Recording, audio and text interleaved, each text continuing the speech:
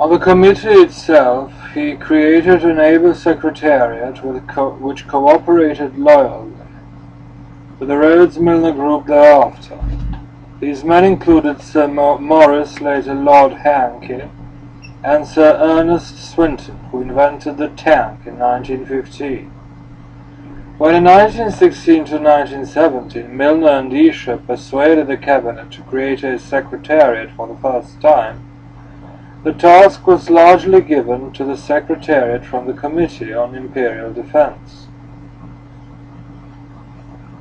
Thus Hankey was secretary to the committee for 30 years, 1908 to 1938, to the cabinet for 22 years, 1916 to 1938, clerk to the Privy Council for 15 years, 1923 to 1938, Secretary General of the 5 Imperial Conferences held between 1921 and 1937, Secretary to the British delegation to almost every important international conference held between the Versailles Conference of 1919 and Lausanne Conference of 1932, and one of the leading advisers to the conservative governments after 1939. Until 1907, the overseas portions of the empire except India communicated with the imperial government through the Secretary of State for Colonies. To supplement this relationship, conferences of the prime ministers of the self-governing colonies were held in London to discuss common problems in 1887, 1897, 1902, 1907, 1911, 1917, and 1980. In 1907 it was decided to hold such conferences every 4 years, to call the self-governing colonies dominions, and to bypass the colonial secretary by establishing a new Dominion department. Ruskin's influence, among others, could be seen in the emphasis of the Imperial Conference of 1911, that the empire rested on a triple foundation of 1 rule of law, 2 local autonomy, and 3 trusteeship of the interests and fortunes of those fellow subjects who had not yet attained self-government. The conference of 1915 could not be held because of the war, but as soon as Milner became one of the 4 members of the War Cabinet in 1915, his influence began to be felt everywhere. We have mentioned that he established a cabinet secretariat in 1916 to 1917, consisting of 2 protégés of Esher, Hankey and Swinton, and 2 of his own, his secretaries Leopold Amery and W.G.A. Ormsby Gore, later Lord Harlech.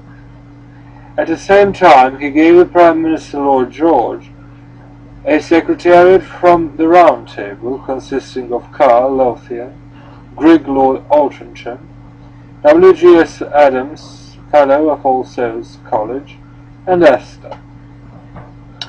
He created an Imperial War Cabinet by adding Dominion Prime Ministers, particularly Smuts, to the United Kingdom War Cabinet. He also called the Imperial Conferences of 1917 and 1918 and invited the Dominions to establish resident ministers in London. As the war drew to a close in 1918, Milner took the office of Colonial Secretary, with Amery as his assistant, negotiated an agreement providing independence for Egypt, set up a new self-government constitution in Malta, sent Curtis to India, where he drew up the chief provisions of the Government of India Act of 1919, appointed Curtis to the post of advisor on Irish affairs, where he played an important role in granting Dominion status to Southern Ireland in 1921, gave Canada permission to establish separate diplomatic relations with the United States, the first minister being the son-in-law of Milner's closest collaborator on the Rhodes Trust, and called the Imperial Conference of 1921.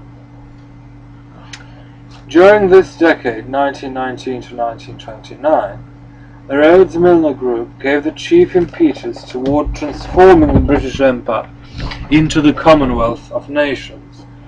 and launching India on the road to responsible self-government. The creation of the Round Table groups by Milner's Kindergarten in 1909 to 1913 opened a new day in both these fields, although the whole group was so secretive that even today many close students of the subject are not aware of its significance. These men had formed their intellectual growth at Oxford on Pericles' funeral oration, as described in a book by a member of the group, Sir Alfred Zimmern's The Greek Commonwealth 1911, on Edmund Burke's On Conciliation with America, and Sir J.B. Seeley's Growth of British Policy, on A.V. Dicey's The Law and Custom of the Constitution, and on the New Testament's Sermon on the Mount. The last was especially influential on Lionel Curtis. He had a fanatical conviction that with a proper spirit and the proper organization, local self-government and federalism, the kingdom of God could be established on earth. He was sure that if people were trusted just a bit beyond what they deserved, they would respond by proving worthy of such trust. As he wrote in The Problem of a Commonwealth 1916, if a political power is granted to groups before they are fit, they will tend to rise to the need. This was the spirit which Milner's group tried to use toward the Boers in 1902 to 1910, toward India in 1910 to 1947, and unfortunately toward Hitler in 1933 to 1939. This point of view was reflected in Curtis' 3 volumes on world history, published as Civitas Dei in 1938. In the case of Hitler, at least, these high ideals led to disaster. This seems also to be the case in South Africa. Whether this group succeeded in transforming the British Empire into a Commonwealth of Nations, or merely succeeded in destroying the British Empire, is not yet clear, but one seems as likely as the other. That these ideas were not solely those of Curtis, but were held by the group as a whole, will be clear to all who study it. When Lord Lothian died in Washington in 1940, Curtis published a volume of his speeches and included the obituary which Grigg had written for the Round Table. Of Lothian this said, "He held that men should strive to build the kingdom of heaven here upon this earth, and that the leadership in that task must fall first and foremost upon the English-speaking peoples." Other attitudes of this influential group can be gathered from some quotations from 4 books published by Curtis in 1916 to 1920.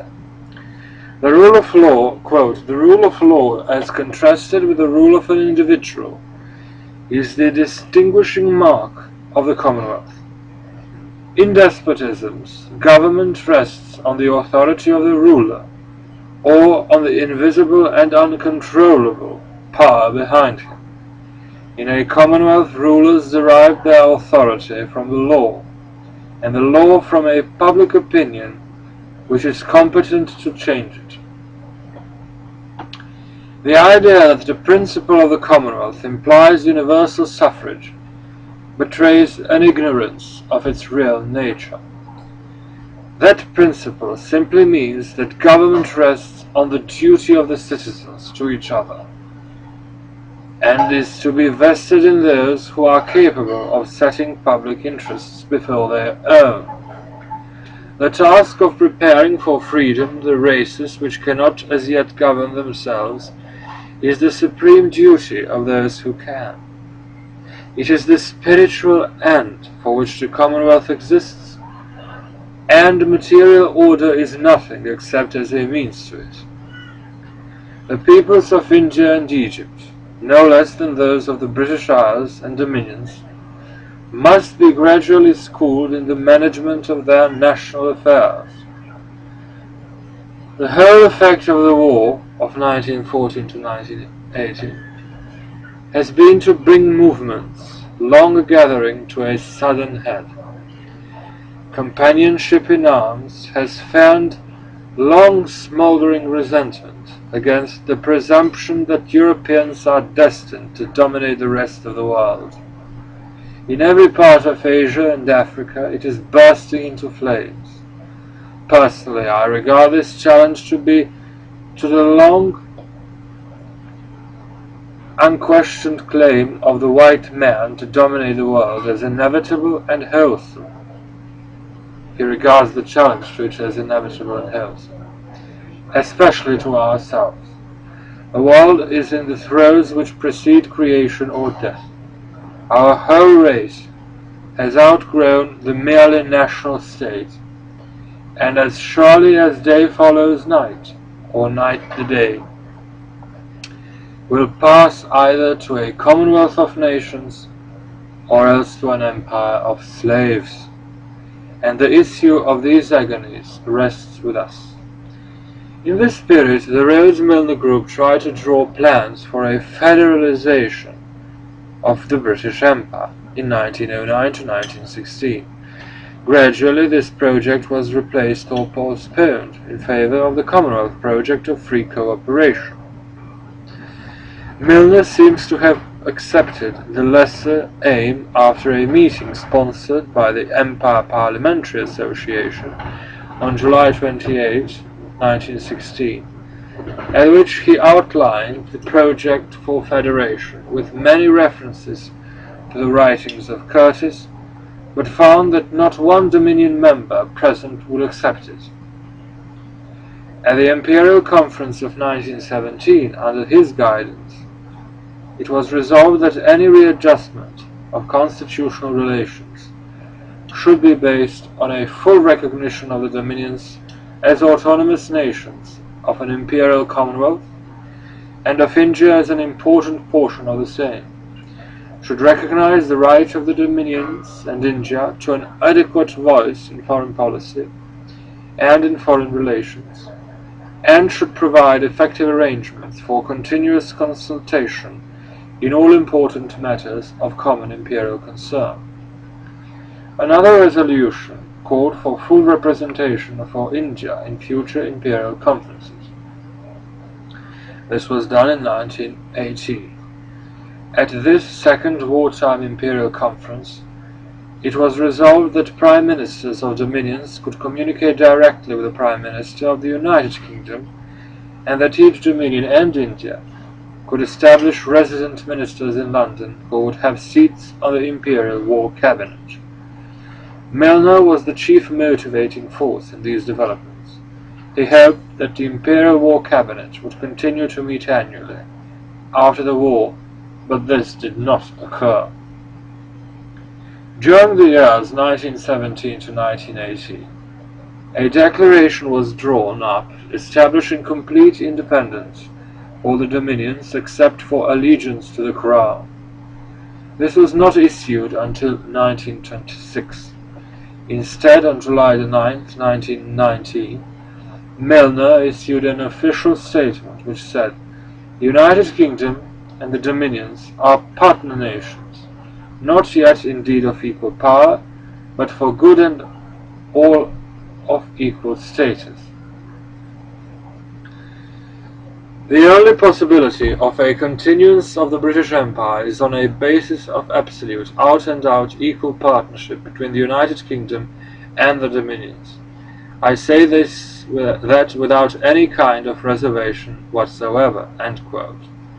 This point of view was restated in the so-called Balfour Declaration of 1926, and was enacted into law at the Statute of Westminster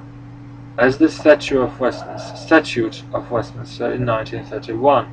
B.K. Long of the South African Round Table Group, who was colonial editor of the Times in 1913 to 1921, and editor of Rhodes' paper, the Cape Times in South Africa in 1922 to 1935, tells us that the provisions of the Declaration of 1926 were agreed on in 1917 during the Imperial Conference convoked by Milner.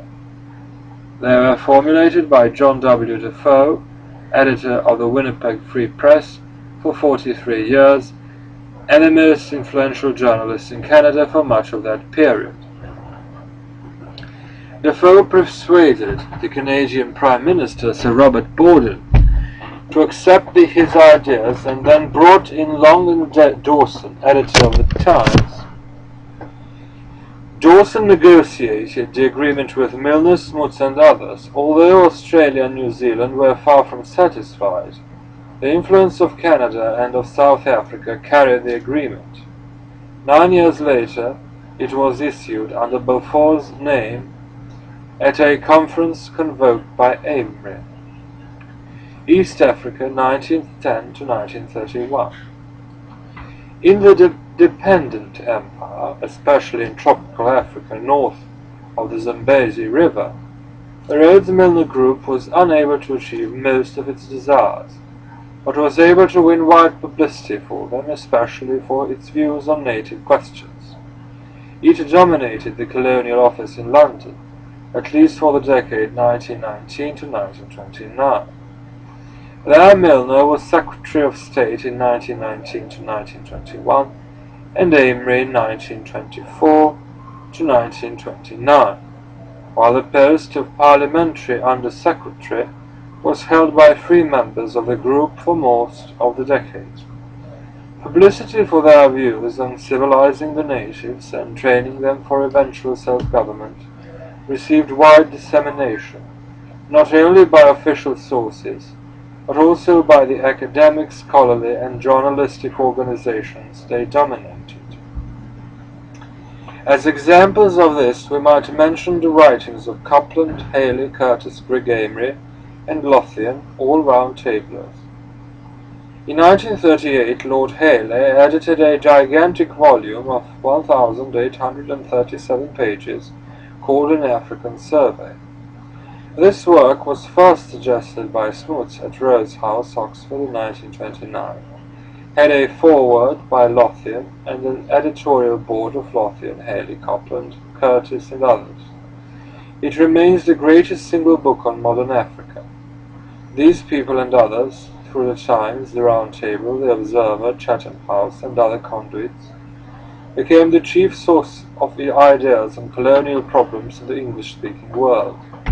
Nevertheless, they were unable to achieve their program. In the course of the 1920s, the Round Table program for East Africa was paralyzed by a debate on the priority which should be given to the 3 aspects of the group's project for a Negro Dominion north of the Zambezi. The 3 parts were 1. Native rights, 2. Closer union, and 3. International trusteeship. Generally, the group gave priority to closer union, federation of Kenya with Uganda and Tanganyika, but the ambiguity of their ideas on native rights made it possible for Dr. Joseph H. Olden, spokesman for the organized nonconformist missionary groups, to organize a successful opposition movement to Federation of East Africa. In this effort, Oldham found a powerful ally in Lord Lugard, and considerable support from other informed persons, including Marjorie Parham. The Round-Tablers, who had no first-hand knowledge of native life or even of tropical Africa, were devoted supporters of the English way of life, and could see no greater benefit conferred on natives than to help them to move in that direction. This, however, would inevitably destroy the tribal organization of life, as well as the native systems of land tenure, which were generally based on tribal holding of the land. The white settlers were eager to see these things disappear, since they generally wished to bring the native labor force and African lands into the commercial market. Oldham and Lugard opposed this, since they felt it would lead to white ownership of large tracts of land on which detribalized and demoralized natives would subsist as wage slaves. Moreover, to Lugard, economy in colonial administration required that natives be governed under his system of indirect rule through tribal chiefs. Closer union became a controversial target in this dispute because it involved a gradual increase in local self-government. which would lead to a greater degree of white settler rule. The opposition to closer union in East Africa was successful in holding up the project, in spite of the Round Table domination of the Colonial Office, chiefly because of Prime Minister Baldwin's refusal to move quickly. This delayed change until the Labour government took over in 1929. In this, the pro-native, non-conformist, especially Quaker influence was stronger. The trusteeship issue came into this controversy because Britain was bound as a mandate power to maintain native rights in Tanganyika to the satisfaction of the Mandates Commission of the League of Nations. This placed a major obstacle in the path of Round Table efforts to join Tanganyika with Kenya and Uganda into a Negro Dominion, which would be under quite a different kind of trusteeship of the African colonial powers. Further south, in the Rhodesias and Nyassa land, the Round Table obsession with federation did not meet this obstacle, and that area was eventually federated over native protests in 1953. But this creation, the Central African Federation, broke up again in 1964. Strangely enough, the League of Nations mandate system, which became such an obstacle to the Round Table plans, was largely a creation of the Round Table itself. The Miller Group used the defeat of Germany in 1918 as an opportunity to impose an international obligation on certain powers to treat the natives fairly in the regions taken from Germany. This opportunity was of great significance because just at that time the earlier impetus in this direction arising from missionaries was beginning to weaken as a consequence of the general weakening of religious feeling in European culture. The chief problem in East Africa arose from the position of the white settlers of Kenya. Although this colony rests directly on the equator, its interior highlands, 4,000 to 10,000 feet up, were well adapted to white settlement and to European agricultural methods. The situation was dangerous by 1920 and grew steadily worse as the years passed, until by 1950 Kenya had the most critical native problem in Africa. It differed from South Africa in that it lacked self-government, rich mines, or a divided white population, but it had many common problems such as overcrowded native reserves, soil erosion, and discontented and detribalized blacks working for low wages on lands owned by whites. It had about 2 million blacks and only 3,000 whites in 1910. 40 years later, it had about 4 million blacks, 100,000 Indians, 24,000 Arabs, and only 30,000 whites, of which 40% were government employees. But what the whites lacked in numbers, they made up in determination. The healthful highlands were reserved for white ownership as early as 1908, although they were not delimited and guaranteed until 1939. They were organized as very large, mostly undeveloped farms, of which there were only 2,000, covering 10,000 square miles in 1940. Many of these farms were of more than 30,000 acres and had been obtained from the government, either by purchase or on very long, 999-year leases for only nominal costs, rents about 2 cents per year per acre. The native reserves amounted to about 50,000 square miles of generally poorer land. Oh, wait a minute.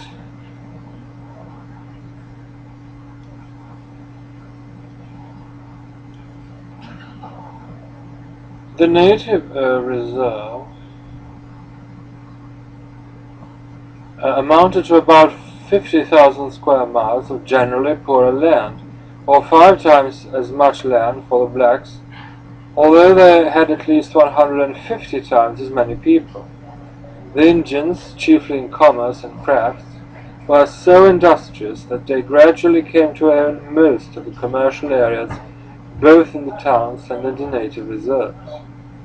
The two great subjects of controversy in Kenya were concerned with the supply of labor and the problem of self-government, although less agitated problems like agricultural technology, sanitation, and education were of vital significance.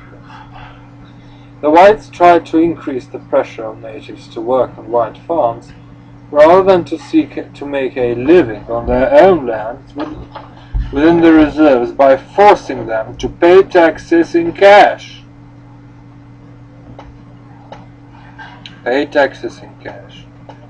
By curtailing the size or quality of the reserves, by restricting improvements in native agricultural techniques, and by personal and political pressure and compulsion.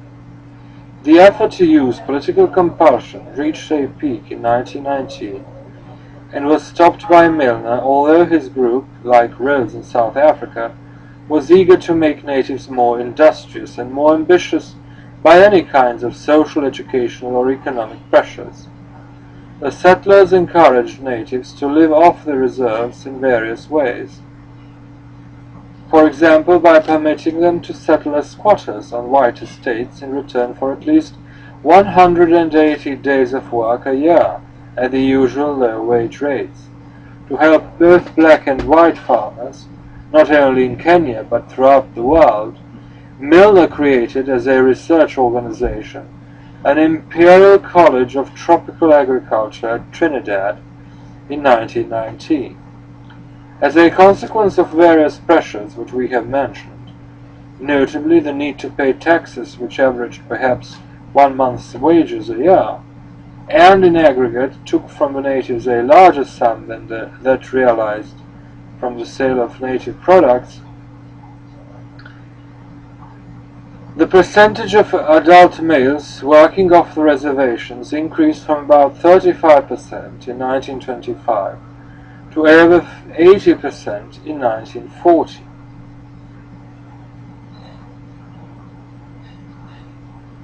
This had very deleterious effects on tribal life, family life, native morality, and family discipline, although it seems to have had beneficial effects on native health and general education. The real crux of controversy before the Mau Mau uprising of 1948-1955 was the problem of self-government. Pointing to South Africa, the settlers in Kenya demanded self-rule which would allow them to enforce restrictions on non-whites. A local colonial government was organized under the Colonial Office in 1906, as was usual in such cases. It consisted of an appointed governor assisted by an appointed executive council and advised by a legislative council. The latter had also, as usual, a majority of officials and a minority of unofficial outsiders.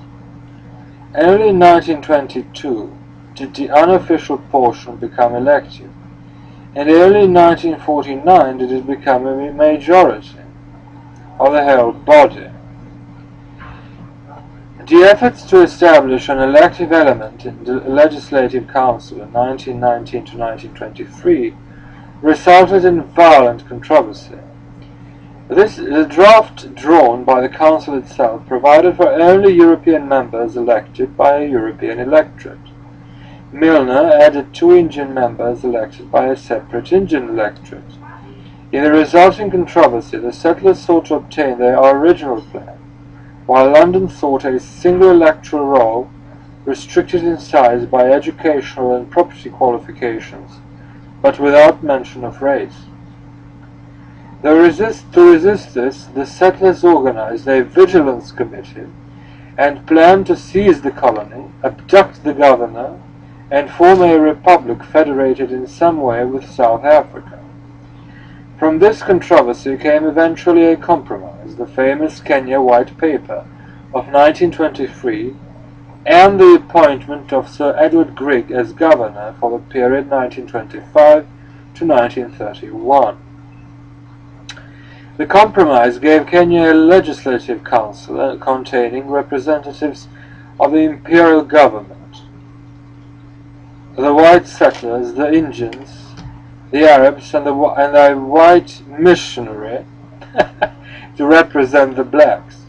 Except for the settlers and Indians, most of these were nominated rather than elected. But by 1949, as the membership was enlarged, the election was extended, and only the official and Negro members, 4 out of 41, were nominated. The Kenya White Paper of 1923 arose from a specific problem in a single colony, but remained the formal statement of imperial policy in tropical Africa. It said primarily Kenya is an African territory, and His Majesty's government think it necessary, definitely, to record their considered opinion that the interests of the African natives must be paramount, and that if and when those interests and the interests of the immigrant races should conflict, the former should prevail. In the administration of Kenya, His Majesty's government regard themselves as exercising a trust on behalf of the African population, and they are unable to delegate or share this trust, the object of which may be defined as the protection and advancement of the native races. As a result of these troubles in Kenya and the continued encroachment of white settlers on native reserves, Amory sent out one of the most important members of Milner's group to the colony as governor and commander-in-chief. This was Sir Edward Grigg, Lord Altrincham, who had been a member of Milner's kindergarten, an editor of the Round Table and of the Times, 1903 to 1905, 1908 to 1913, a secretary to Lord Lloyd George and to the Rhodes Trustees, 1923 to 1925, and a prolific writer on British imperial, colonial, and foreign affairs. In Kenya, he tried to protect native reserves while still forcing natives to develop habits of industry by steady work, to shift white attention from political to technical problems, such as agriculture, and to work toward a consolidation of tropical Africa into a single territorial unit. He forced through the colonial legislature in 1930 and the Native Land Trust Ordinance, which guaranteed native reserves. But these reserves remained inadequate and were increasingly damaged by bad agricultural practices. Only in 1925 did any sustained effort to improve such practices by natives begin.